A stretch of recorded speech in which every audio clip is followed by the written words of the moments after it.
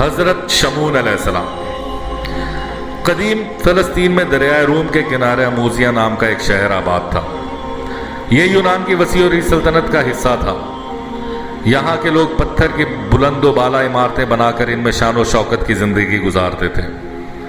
وہ ستاروں اور پتھر کے بتوں کی پوجا کرتے تھے۔ ان کے مذہبی پیشواؤں نے اپنے بتوں کو مختلف نام دے رکھے تھے۔ لوگوں کو متاثر کرنے کے لیے انہوں نے ان کے بارے میں حیرت انگیز قصے کہانیاں بھی مشہور کر رکھے تھے۔ لوگ ان کے یہ قصے بہت شوق سے سنتے۔ انہیں یقین تھا کہ یہ سب کہانیاں سچ ہیں۔ اموزیہ کے بادشاہ کا نام فوتا تھا۔ وہ ایک بہت ہی ظالم انسان تھا۔ جو کوئی اس کی بات نہ مانتا وہ اسے بے رحمی سے مار ڈالتا۔ معمولی باتوں پر لوگوں کو قیدی بنا کر رکھنا اس کے لیے عام سی بات تھی۔ فوتا نے دریا کے کنارے ایک عالیشان عمارت تیار کروائی جہاں وہ ہر سال اپنے دیوتاؤں کو خوش کرنے کے لیے جشن منایا کرتا تھا۔ اس عمارت کے بڑے بڑے ستون تھے اور وہ دور سے ہی نمایاں نظر آتی تھی۔ اس کی فوج میں 6000 طاقتور سپاہی تھے۔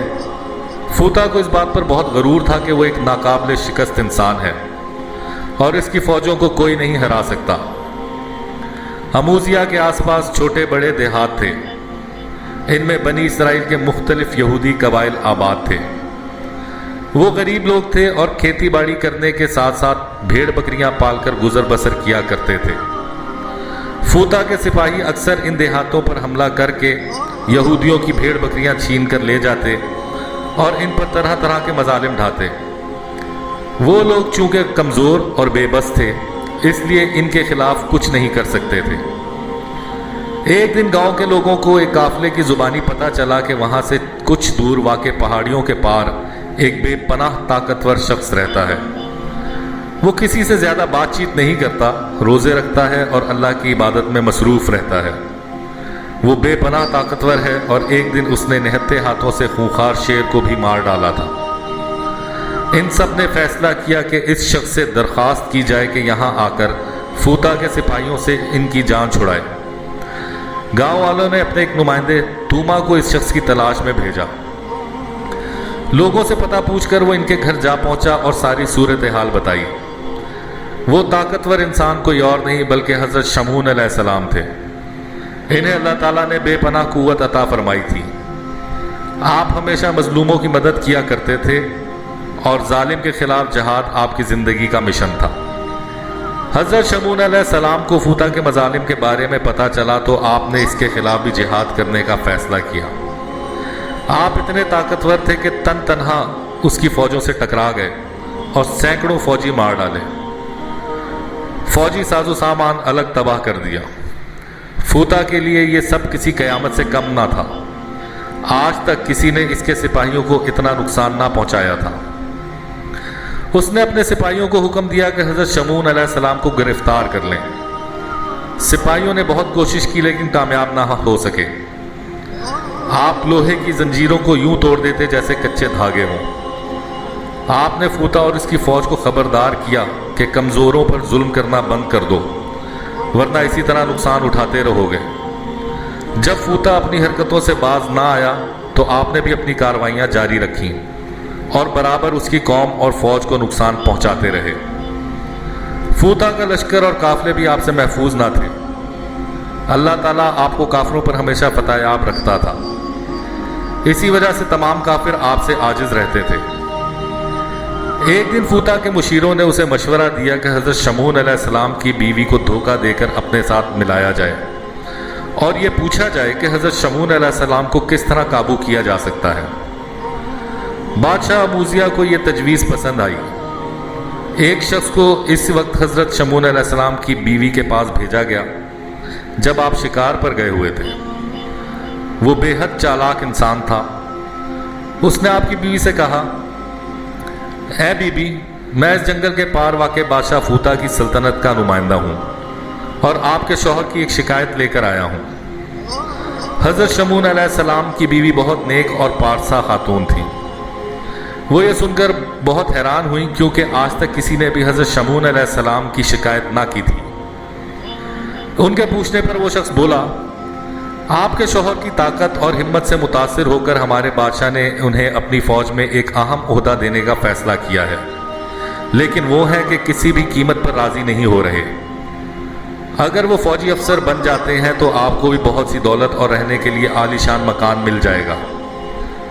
اس سلسلے میں بھلا آپ کی کیا مدد کر سکتی ہوں؟ حضرت شمعون علیہ السلام کی بیوی نے حیرت سے جواب دیا، اگر وہ ایسا نہیں کرنا چاہتے تو میں بھی انہیں راضی نہیں کر سکتی۔ دراصل وہ ہمارے بادشاہ سے ملاقات ہی نہیں کر رہے۔ چالاک شخص بولا، نہ ہی وہ ہمارے ساتھ بادشاہ کے محل میں جانے پر راضی ہیں۔ اگر آپ ہمیں کوئی ایسا طریقہ بتا دیں جس سے انہیں قابو کیا جا سکے تو یہ کام آسان ہو جائے گا۔ اس کے بدلے میں آپ کو بھی بے پناہ مال و دولت ملے گا۔ حضرت شمعون علیہ السلام کی بیوی اس کی چکنی چپڑی باتوں میں آ گئیں۔ انہوں نے اس شخص سے کہا کہ چند روز بعد آنا، میں تمہیں ان سے پوچھ کر بتاؤں گی۔ اب حضرت شمعون علیہ السلام کی بیوی کوئی ایسا طریقہ سوچنے لگی جس سے انہیں قابو کر لیا جائے۔ پہلے ان کے دل میں یہ بھی خیال آیا کہ آپ سے بات کی جائے، شاید آپ فوج میں شمولیت پر راضی ہو جائیں، لیکن پھر آپ حضرت شمعون علیہ السلام کی ناراضگی کے ڈر سے خاموش رہیں۔ خاصی سوچ و بچار کے بعد آخر ایک ترکیب ان کے ذہن میں آ گئی۔ جب رات ہو گئی اور حضرت شمعون علیہ السلام سو گئے تو آپ کی بیوی نے آپ کو نیند کی حالت میں باندھنا شروع کر دیا۔ اچانک حضرت شمعون علیہ السلام نیند سے بیدار ہو گئے۔ انہوں نے جب اپنے ہاتھ پاؤں بندھے دیکھے تو رسی توڑ ڈالی اور اپنی بیوی سے پوچھا کہ مجھے کس نے باندھا تھا؟ میں نے خود ہی باندھا تھا، وہ بولی۔ میں آپ کا زور آزمانا چاہتی تھی، مجھے ڈر تھا کہ کہیں کوئی دشمن آپ کو باندھ کر قابو نہ کر لے۔ یہ سن کر حضرت شمعون علیہ السلام نے جواب دیا، بے فکر رہو، اللہ کے فضل سے کبھی بھی کوئی دشمن مجھ سے طاقت میں بڑھ نہیں سکتا۔ یہ سن کر ان کی بیوی نے کہا، واقعی اللہ تعالیٰ نے آپ کو بے پناہ طاقت دی ہے۔ وہ ان کے فولادی جسم کو تحسین آمیز انداز سے دیکھتے ہوئے بولی، کیا کوئی ایسی چیز بھی ہے جو اتنی مضبوط ہو کہ آپ بھی اسے نہ توڑ سکیں؟ یہ سن کر حضرت شمعون علیہ السلام کچھ دیر سوچتے رہے، پھر بولے، مجھے صرف ایک صورت میں باندھا جا سکتا ہے۔ میری طاقت میرے سر کے بالوں میں پوشیدہ ہے۔ میرے سر کے بالوں کو کاٹ کر مجھے باندھا جائے تو میں اس شکنجے سے آزاد ہونے کی طاقت نہیں رکھتا۔ آپ کی بیوی کو اب ساری بات کی سمجھ آ گئی کہ آپ اپنے بال کیوں نہیں کٹواتے تھے۔ انہوں نے سوچ لیا کہ آج رات کو سوتے میں آپ کے بال تراش کر آپ کو باندھ کر فوتا کے سپاہیوں کے حوالے کر دیں گی۔ رات کو جب حضرت شمعون علیہ السلام سو گئے تو آپ کی بیوی نے آپ کو طے شدہ منصوبے کے مطابق سر کے بال کاٹ کر باندھ دیا اور فوتا کے سپاہیوں کو اطلاع بھجوا دی۔ یہ اطلاع ملتے ہی اس ملعون نے اپنے بہترین جنگی فوجی بھیج کر آپ کو گرفتار کروا لیا۔ جب حضرت شمعون علیہ السلام کو اصل بات کا علم ہوا تو انہوں نے اپنی بیوی پر برہمی کا اظہار کیا، لیکن تب تک بہت دیر ہو چکی تھی۔ فوتا کے لشکر میں کوئی بھی ایسا آدمی نہ تھا جس کے کسی عزیز رشتہ دار کو آپ نے موت کے گھاٹ نہ اتارا ہو۔ سبھی کو آپ پر بے پناہ غصہ تھا۔ ہر شخص آپ کو اپنے ہاتھ سے موت کے گھاٹ اتارنا چاہتا تھا۔ کافروں نے فیصلہ کیا کہ آپ کو ابھی سخت ترین قید میں رکھا جائے اور 1 سال بعد منعقد ہونے والے سالانہ جشن میں سب کے سامنے موت کے گھاٹ اتارا جائے۔ فوتا کو بھی یہ تجویز پسند آئی، چنانچہ ایسا ہی کیا گیا۔ آپ کو جیل میں چکی پیسنے کی سزا دی گئی۔ 1 سال تک اذیت ناک قید جھیلنے کے بعد جب حضرت شمعون علیہ السلام کو دریا کے کنارے واقع عمارت میں سزائے موت دینے کے لیے لایا گیا تو اموزیہ کے تمام کفار وہاں یہ نظارہ دیکھنے کے لیے جمع تھے۔ ان بے وقوفوں کو علم ہی نہ تھا کہ آپ کے سر کے بال اس دوران دوبارہ اس قدر لمبے ہو گئے تھے جتنے گرفتاری سے پہلے ہوا کرتے تھے۔ انہی بالوں میں آپ کی طاقت کا راز بھی پوشیدہ تھا۔ جب آپ کو معلوم ہوا کہ اموزیہ کے تمام بڑے بڑے معززین اسی ایک چھت کے نیچے موجود ہیں تو آپ کے دل میں خیال آ گیا کہ کیوں نہ ان سب کو ایک ساتھ جہنم واصل کر دیا جائے۔ یہ خیال ذہن میں آتے ہی حضرت شمعون علیہ السلام نے اللہ تعالیٰ کو یاد کر کے پتھر کے مضبوط مرکزی ستونوں کو پوری قوت سے دھکیل کر گرا دیا۔ اس کے ساتھ ہی وہ بلند و بالا عمارت وہاں موجود افراد کے اوپر گر گئی۔ یہی نہیں، آپ نے باقی ماندہ عمارت کے ملبے اور زندہ بچ جانے والے افراد کو بھی دریا میں پھینک کر غرق کر دیا۔ یوں اموزیہ کے بادشاہ سمیت اس کے پورے شہر کا نام و نشان مٹ گیا۔ حضرت شمعون علیہ السلام اللہ تعالیٰ کا شکر بجا لائے کہ اس نے آپ کو کفار پر غلبہ عطا فرمایا، اور اپنے گھر جا کر اپنی بیوی کو مار ڈالنے کا ارادہ کیا۔